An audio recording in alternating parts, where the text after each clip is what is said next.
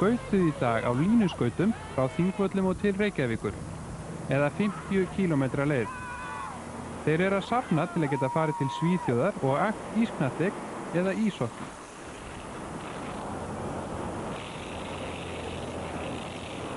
Var þetta erfitt? Já, svolítið, en þetta gekk alveg. Hvað meinarðu með svolítið erfitt? Það var vonandi vegurinn til dæmis. Sem var svolítið að brekkun líka. Þú ert ekki þreyttur? Já, svolítið í löppunum.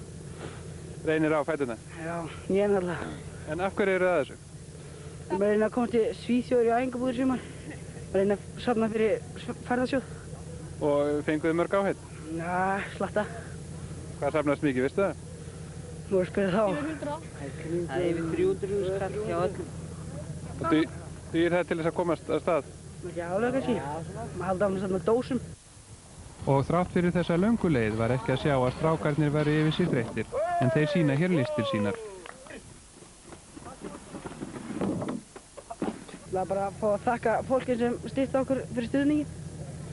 Og hvetjum alla þessa styrkingu. Já. Meira. Já. Við erum bestir!